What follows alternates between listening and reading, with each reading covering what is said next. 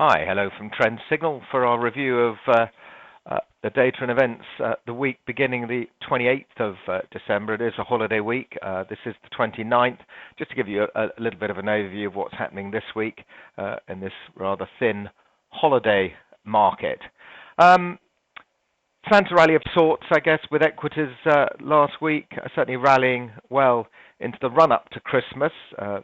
That was Tuesday, Wednesday, Thursday last week. Profit taking, I guess, resulting in slightly softer tone in the US equity markets, but European equities really continuing to enjoy a post-Christmas bounce, certainly at the time of delivery, I would say. Most news really dominated by the oil markets. If we have a look at a brief selection here from the FT, global stocks rally as oil creeps higher. Commodity industry wrong-footed by slump, supply outlook, clouds, crudes rally. So it's all really, you can see where the markets are focusing. Crude sell-off on pause as traders look ahead to supply data. So it's all really pretty much the same across most media outlets. Saudi plan, unprecedented subsidy cuts to counter oil plunge. I can give you a little bit of detail on that.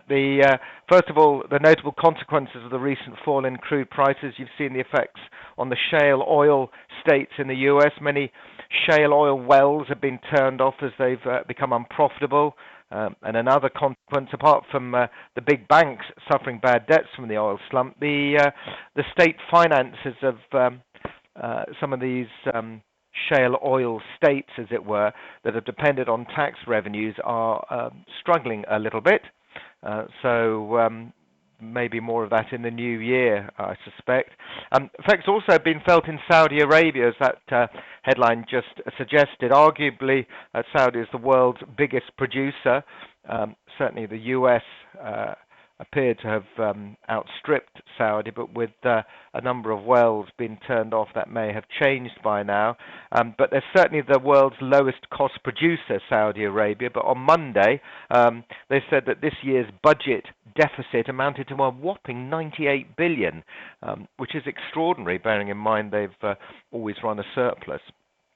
But of course, that's the effect of a $37 per barrel oil price rather than the $115 barrel price.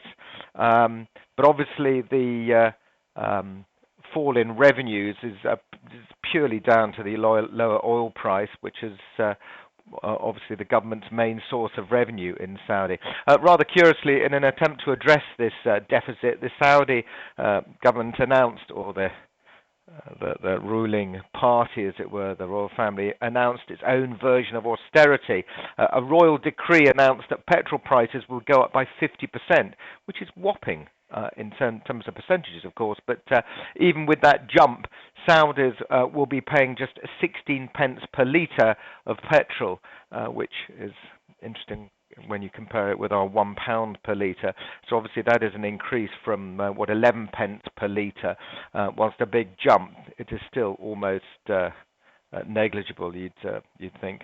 Other bits of news, the British pound. That's been the focus of attention certainly over the last 3 or 4 weeks, as the sterling weakened significantly on the foreign exchanges against both the dollar and the euro.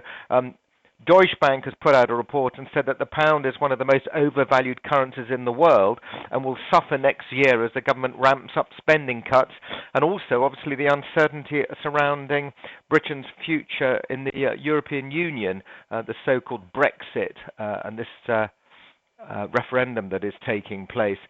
Deutsche Bank warned that the Bank of England may also not be able to raise rates even if it wanted to, and I guess that would be as a consequence of the recovery slowing maybe. But Deutsche Bank, interestingly enough, believes that the pound could fall to a low of 127 next year. That's 127. So that was, we were up at 156 in early November.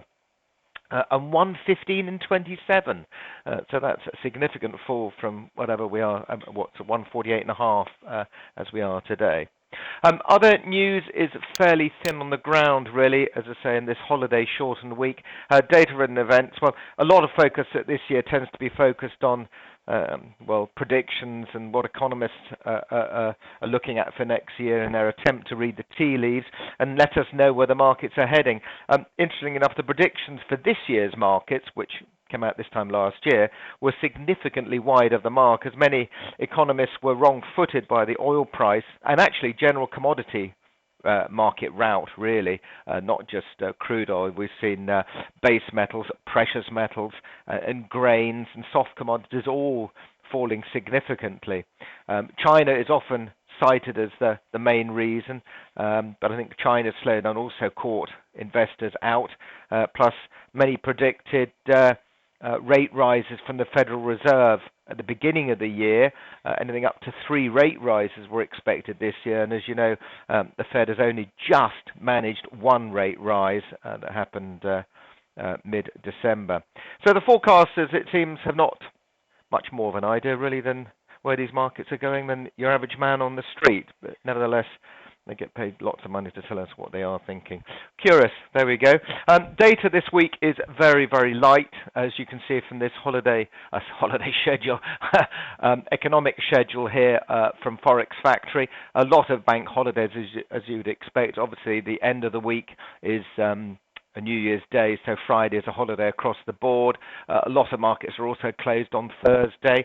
We have an early closing here in the UK at 12:30. That's when the closing auction starts on the London Stock Exchange, and all the derivatives are closed as well. And the US, they have an early close in the evening. So you can see why there are very few bits of data coming out, but there are a couple that's worth pointing out. The consumer confidence number from the United States. The Conference Board puts this number out. The reading, well, it's basically how positive the US consumer are feeling, and it's weakened over the last couple of months, but the improvement in the employment picture, plus rising incomes, and also lower gasoline, petrol, diesel prices have also had an effect. So we're looking for a significant rebound from the 90.4. The consensus is for 93.9. So that's bodes well, certainly in the new year, if that number does come to pass. Various bits of some CPI data out on Wednesday. Crude oil inventories, again, that's something that the oil market will be looking at, and as the oil market seems to be dominating headlines at the moment, that may be worth looking out for at 3:30 on Wednesday. We then have the weekly unemployment claims on Thursday. We're not really expecting too much. We also have the Chicago PMI. That's something I missed in my earlier notes, but there we have a rebound from November's weak number. Anything below 50 implies that the manufacturing sector is contracting. This is the manufacturing sector in the Chicago area, but 50.4 is a significant rebound, back above 50, indicating an expanding manufacturing sector. So that'll be one to watch for Thursday afternoon. If you are around and trading, as I said, it is a half day here in the UK on Thursday, so all our UK and European markets will be pretty much shut. If you want to trade the US markets, they will remain open until early evening. And then finally, we have some manufacturing and non-manufacturing PMI data out from China, which is showing a modest improvement. I know all the markets are shut, and we won't be able to see the impact on the markets till Monday, really, from this data, but nevertheless, it is out on Friday. But China is very important. The stock market's done well this year in China, Shanghai and Shenzhen, but the Chinese economy continued to show weakness, signs of further slowing, but these particular numbers are showing a modest improvement. Still below 50, if it comes out at 49.9, anything below 50 is a contracting manufacturing sector. So, but as I say, we'll all be on holiday on Friday, so it won't be until Monday that we can articulate our sort of thoughts on that one. That's it. Thank you very much for listening, and have a very happy new year from all at Trade Signal. Bye for now.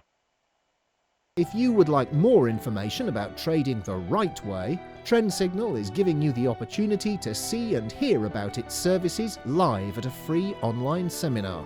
Take a look at the Trend Signal website for the latest events and to book your free place.